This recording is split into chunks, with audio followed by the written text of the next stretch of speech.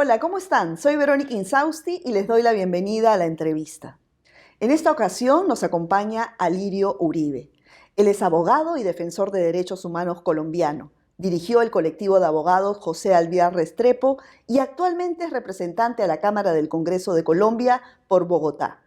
Ha impulsado litigios nacionales e internacionales en materia de derechos humanos.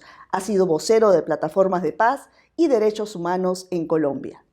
Muchas gracias por acompañarnos. Bueno, lo han presentado hoy día como un hombre de paz, ¿no? Un hombre que viene de una trayectoria de derechos humanos a la política. Es un gran reto para usted y sobre todo para este gobierno de Gustavo Petro de poder concretar todas las propuestas electorales, ¿no? Con una oligarquía tradicional colombiana que, digamos, que no está dispuesta a que el sistema cambie. ¿Cómo se va a hacer? Bueno, muchas gracias por la invitación. Efectivamente, pues tenemos un gran desafío. Por primera vez en más de 200 años, el pacto histórico ha logrado tener una bancada mayoritaria en el Congreso. Yo hago parte de esa bancada mayoritaria y por primera vez llega un hombre como Gustavo Petro y una mujer como Francia Márquez Afro al gobierno. Y obviamente hay muchísima expectativa en el país. Venimos de 4 años de un gobierno nefasto, en los cuales hubo más de 20.000 movilizaciones sociales en contra del gobierno, en contra de las políticas. Y obviamente hay una agenda social que viene de varias décadas de gobiernos de extrema derecha que no escucharon a los indígenas, que no escucharon a los campesinos, a los pueblos afros, que no escucharon a las víctimas de la violencia. Y obviamente la expectativa es total, es muy fuerte y vamos a tratar de cumplir con lo que se comprometió el presidente, que es generar de Colombia una potencia mundial de la vida. Y eso tiene muchos desafíos de orden económico, de orden político, de orden social. Y estamos pues arrancando. La posición del presidente pues fue algo fenomenal, con fiestas, con los sectores más populares en las diferentes ciudades del país, asistiendo a la posesión. Y hay esa agenda social que pasa por la reforma rural integral, que pasa por la reforma política, temas en salud, un plan de desarrollo participativo para que la gente pues ponga allí sus agendas y bueno, son parte de los desafíos que tenemos. Pero bueno, como usted bien ha dicho, Gustavo Petro llegó al gobierno no organizando partidos políticos, sino organizando al pueblo en sí.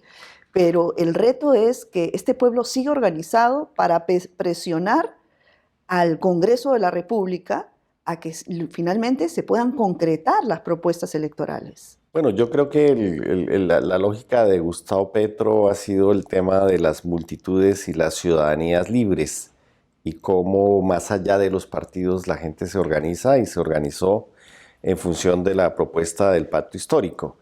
Yo creo que las organizaciones sociales, populares, campesinas, indígenas, bueno, de todo tipo, sindicales, el movimiento de derechos humanos, deben mantener algún nivel de independencia frente al gobierno. Y obviamente apoyar las políticas públicas y los programas y la agenda legislativa del cambio, pero también de alguna manera auditar y supervisar si el gobierno se desvía o si el Congreso pues no toma las medidas que se tienen esperadas. Son muchos cambios, los cambios no se van a dar de un día para otro, pero efectivamente sí necesitamos mucha presión social también para que los sectores, digamos, históricos, tradicionales, retardatarios, que se oponen a las reformas, pues no hagan, digamos, naufragar las propuestas de cambio que quiere el país. Así es. Y ahora que usted plantea el tema de los cambios, el cambio que probablemente de más importancia es pasar hacia las energías renovables, ¿no? Del extractivismo a las energías renovables. ¿Cómo se piensa? Si bien es un proyecto a mediano plazo, ¿cómo es que el gobierno va a poner en práctica el arranque de esto?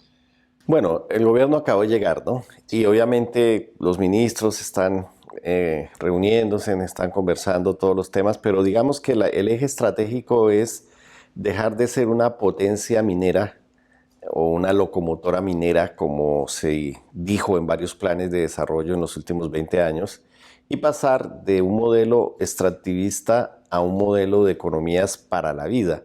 Eso implica sustituir un poco esa figura de las materias primas, de ser un país de producción de carbón, de petróleo, de oro, de grandes mineras, y también dejar de ser un estado corporativo muy cortado por estas empresas para pasar a otro tipo de economías, sobre todo generar soberanía alimentaria, recuperar el campo, bueno. Claro, todo suena muy bonito, pero el cómo es el tema. Y bueno, ahí hay muchas propuestas para esa reactivación económica. El programa pues lo dice, es decir, por un lado la reforma rural integral aspira a que los campesinos tengan la tierra, que se hagan créditos agrarios, a que se estimule la producción de alimentos, y esa sería una línea. Se ha planteado también por el lado del turismo sostenible. Colombia es un país muy hermoso, muy bonito, que no pues ha tenido economías de este tipo, y tratar de restablecer relaciones también con Venezuela. Colombia fue un país muy exportador hacia Venezuela de muchas materias ya con valor agregado, y obviamente potenciar las empresas. Básicamente Petro ha hablado de tres componentes: de darle a la gente espacio o zonas para que puedan trabajar, darle crédito, o sea, darle capital, y darle conocimiento a través de programas también de formación y demás para los emprendimientos.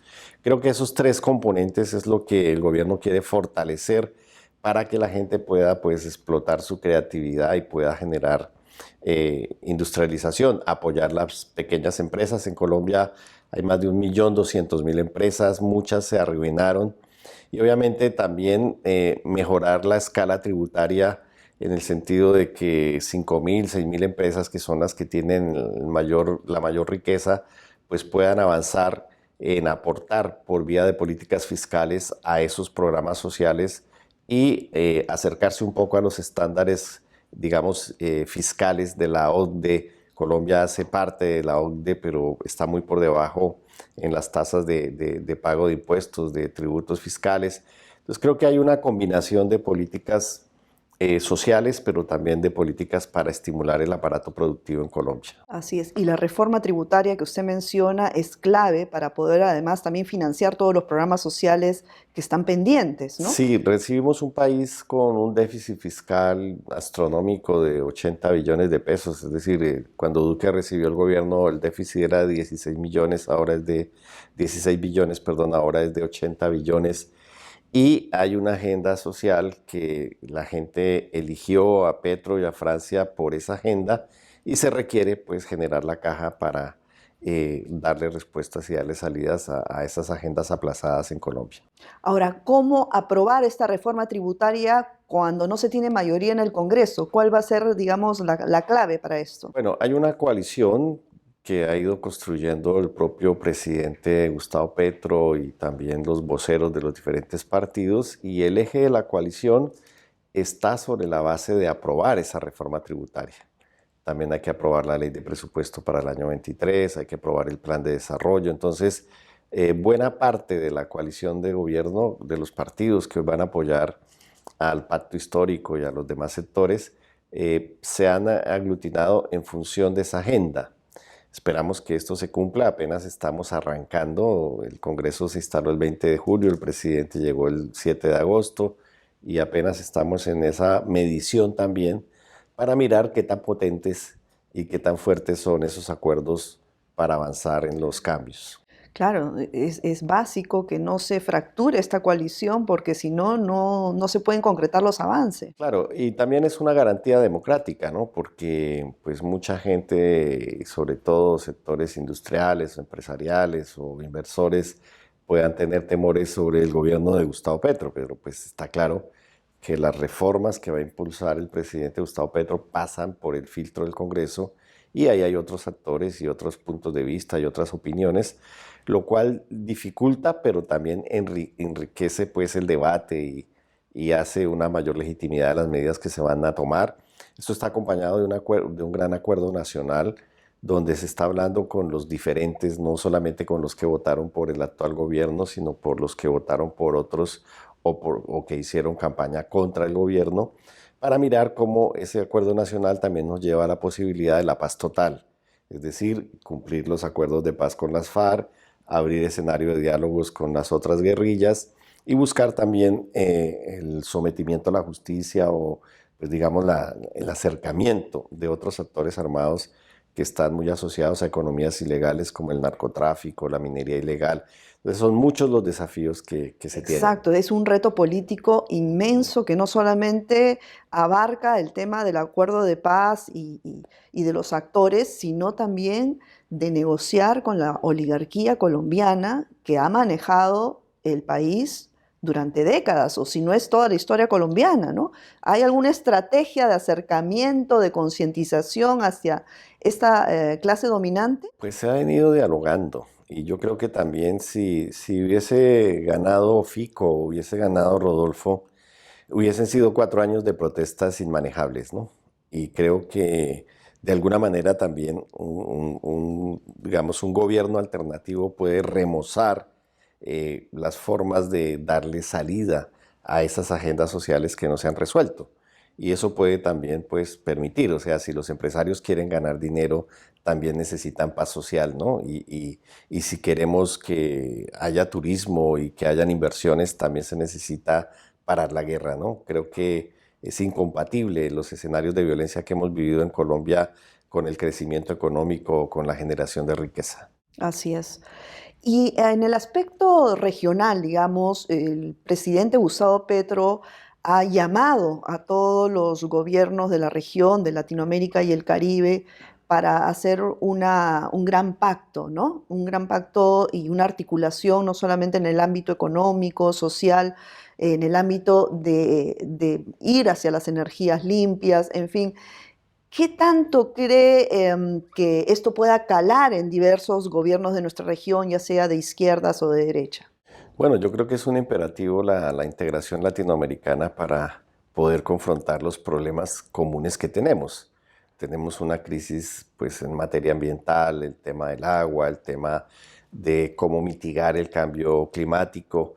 Y obviamente cambiar ese modelo extractivista no solamente es un problema de Colombia, es un problema también de la región. Salvar la Amazonía, preservarla como pues, el pulmón que es del planeta, bueno, muchos temas, el tema de la deforestación asociada a temas de narcotráfico, implica también el cambio de la política antidrogas para mirar la posibilidad de la regularización de los derivados de la coca, los derivados de la marihuana, y muchos de estos temas no se pueden hacer desde un país. Por eso el presidente Gustavo Petro ha planteado que uno de sus ejes para la diplomacia va a ser el tema de la agenda ambiental y pues toda la agenda para la mitigación del cambio climático. Y el otro gran eje de las relaciones internacionales va a ser el tema de la paz, el tema de los derechos humanos, de la construcción de esa paz. Y obviamente la constitución política que pues Gustavo pues, como presidente se ha comprometido dice que hay que trabajar por la integración latinoamericana, reconociendo la soberanía de cada uno de los países, defendiendo el multilateralismo y buscando precisamente, ojalá, una moneda única, ojalá fortalecer la CELAC y, bueno, los diferentes mecanismos de cooperación. Creo que América Latina vuelve a dar un viraje hacia la izquierda, nosotros nunca lo habíamos tenido y hay un escenario de oportunidad para esos diálogos regionales, para mirar también cómo pues, América Latina enfrenta esos grandes bloques, lo que está pasando, lo que ha pasado históricamente con Estados Unidos, lo que está pasando ahorita con Rusia, China. Bueno, creo que hay un buen ambiente, creo que Boric también quiere apostarle a eso.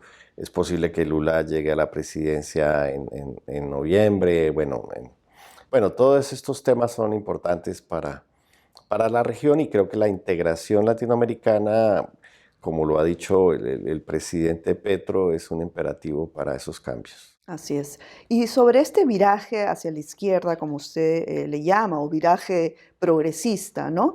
Hay, según varios analistas políticos, dos tendencias, digamos, la tendencia P y la tendencia L, le han llamado, ¿no? Por Petro y Lula, ¿no?